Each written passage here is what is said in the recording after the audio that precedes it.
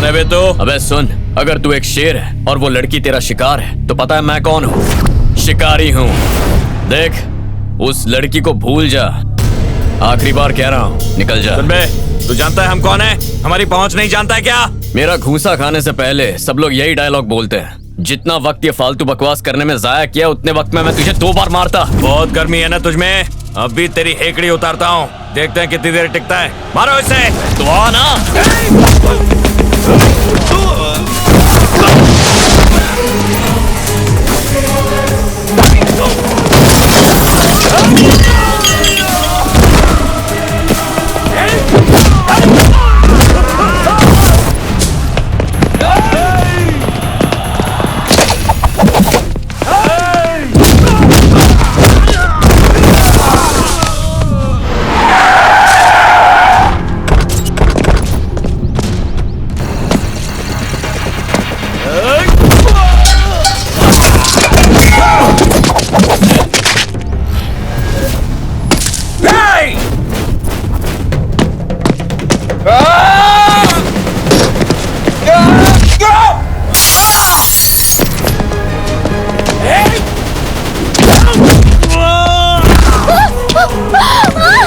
कहाँ जा रही है?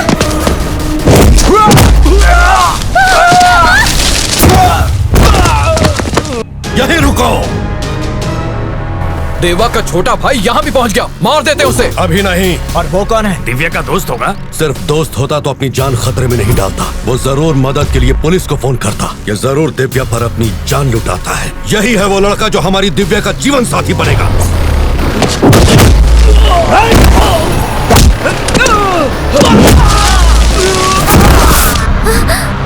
पापा, आप क्या? चलो।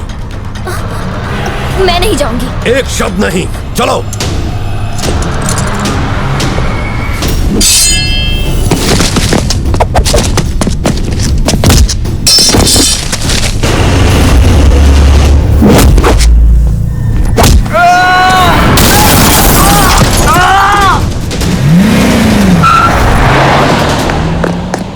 सर, ये लड़की मुझे कुछ सही नहीं लग रही है। फैक्ट्री के आड़ में कुछ और ही हो रहा है सर। मैं इंडिया फैक्ट्री के लिए नहीं आया हूँ, दिव्या के लिए आया हूँ। क्या?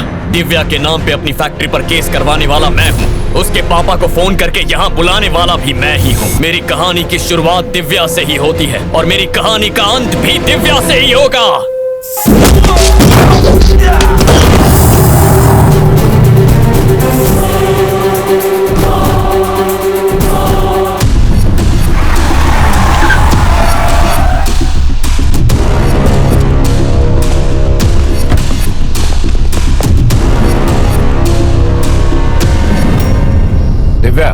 चलो आओ। चुप कर। तेरी नाक के नीचे से ये भाग गई, क्या खाक देखभाल करेगा तू इसकी? ये तू बोल रहा है? अपनी गर्भवती पत्नी को निकालने की दरिंदगी की है तूने। तुझे इसे बेटी कहने का हक नहीं है, चल जा।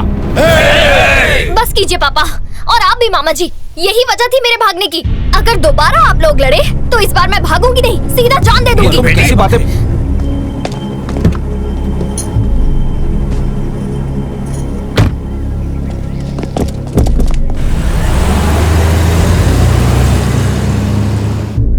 वो कौन था जिसने दिव्या की जान बचाई? पता नहीं कौन था, पर उस लड़के ने छोटे मालिक की हड्डी पसली एक कर दी। तुम लोग देखते रहे। उससे पंगा लिया तो वो आपको नारियल की तरह छील के पी जाएगा भैया।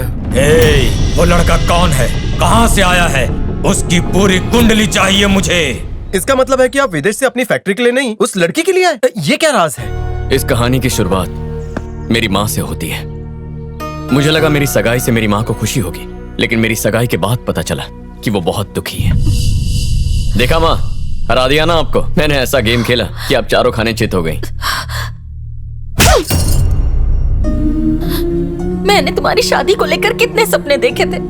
सोचा था अपनी पसंद की बहू लेकर आऊंगी। सोचा मेरी गलती तुम सुधार लोगे। अब क्या कह रही हैं? हुआ क्या है? मैंने तुमसे बहुत बड़ी बात छुपाई है, और वो ये कि मैं अनाथ हूँ। 6 साल की थी तभी माता पिता गुजर गए। बापू ने ही मुझे पाला पोसा है। उनके परिवार ने मुझे बहुत प्यार दिया। बेटा, ये सालों पुरानी बात है। मेरे और बापू के पिता अच्छे दोस्त थे। पिताजी के गुजरने के बाद बापू और उनके भाइयों ने मेरा ख्याल रखा। बापू के एक बचपन के दोस्त थे, उनका नाम था बल्ली ठाकुर। बल्ली ठाकुर की 4 बहनें थी। दोस्ती को रिश्तेदारी में बदलने के लिए मेरी शादी बल्ली ठाकुर से तय हुई और उनकी बहनों की शादी बापू और उनके भाइयों से तय हुई। मेरी पढ़ाई खत्म होते ही बल्ली के साथ मेरी शादी होने वाली थी। इस बीच बापू और उनके भाइयों की शादी हो चुकी थी, पर मुझे तुम्हारे पापा से प्यार हो गया था। मुझ में हिम्मत नहीं थी बापू को ये सच बताने की, इसलिए मैंने बल्ली को सब बता दिया। तुम ये क्या कह रहे हो? मैं ये शादी नहीं कर सकता। सारी तैयारियां हो चुकी हैं, सारे न्योते पड़ चुके हैं, तुम इनकार कैसे कर सकते हो? तुम्हारी बहनें और हम सब कितने खुश थे। कुंडली के मुताबिक हमारी शादी नहीं हो सकती। शादी नहीं हुई तो उसकी बदनामी होगी।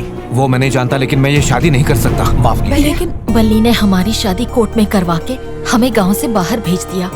बल्ली ठाकुर के बहुत उपकार हैं हम पर। बापू को ये बात पता चल गई और बल्ली से रिश्ता तोड़ लिया। निकल यहाँ से। मेरी बहन को भगाकर उसकी शादी करवा दी, मैं कभी क्षमा नहीं करूंगा तुझे। अब मैं इसका दंड तेरी बहनों को घर से निकाल कर तुझे दूंगा। पति होते हुए भी तेरी बहनें विधवा का जीवन व्यतीत करेंगी। अपनी बहनों को उस हालत में देखकर तू जीवन भर खून के आंसू रोएगा। चलो निकलो, निकलो यहाँ से। निकलो, जाओ, निकलो। उस वक्त बल्ली की बड़ी बहन पेट से थी। उन्होंने एक प्यारी सी बेटी को जन्म दिया। बापू बच्ची को घर लाना चाहते थे, पर बल्ली ने देने से इनकार कर दिया। बात अदालत तक चली गई। अदालत ने ये फैसला लिया कि बच्ची हमेशा के लिए माँ के पास रहेगी, पर उसके पिता महीने में एक बार उससे आकर मिल सकते हैं।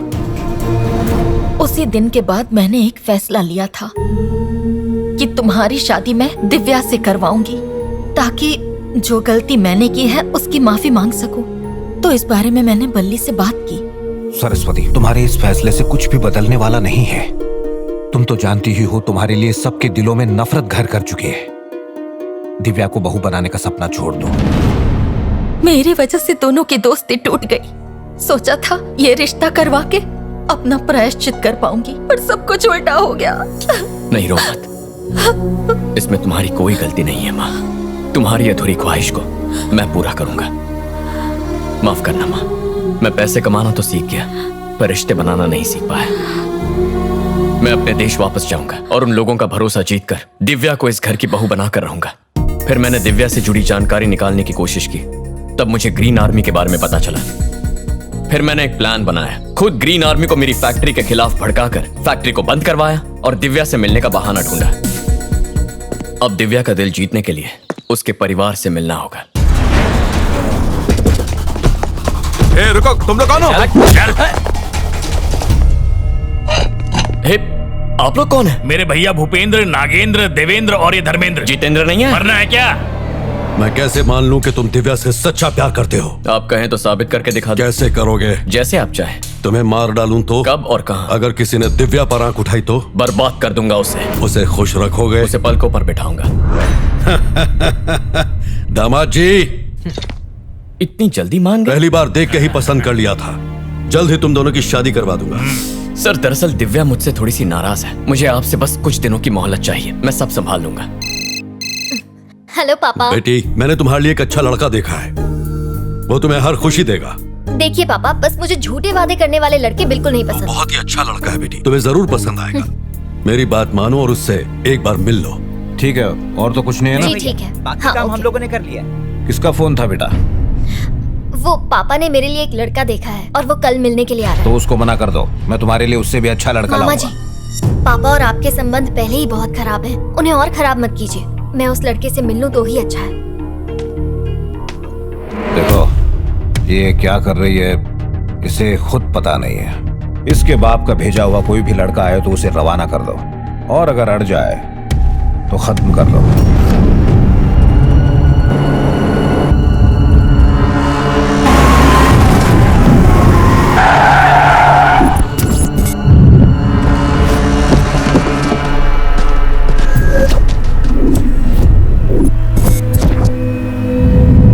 लगता है लड़का इसी गाड़ी में है। जाओ, जाके खत्म कर दो इसे।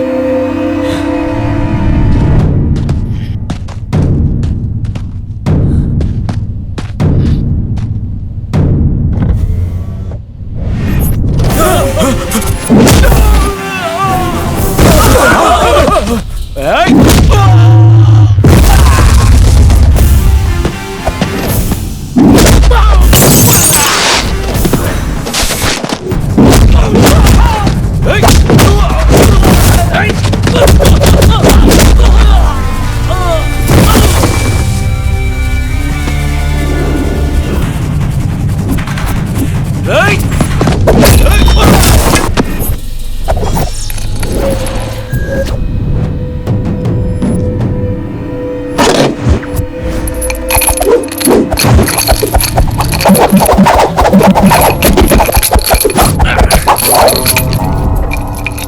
सामने ये 2 डंडियां लेके हवा में ऐसे वैसे घुमाने से तू एक्शन हीरो नहीं बन जाएगा। बहुत दिनों से इसका इस्तेमाल नहीं किया, कोई ढंग का मिला ही नहीं। क्यों ना तुम पे ट्राई करूं। डर तो नहीं जाओगे ना? इस खिलौने से कौन डरेगा? तो चल आजा, 2-2 हाथ हो ही जाए। देखते हैं आज तुम्हारे ये हथियार जीतते हैं या मेरा ये खिलौना तुम्हारा नक्शा बिगाड़ देता है।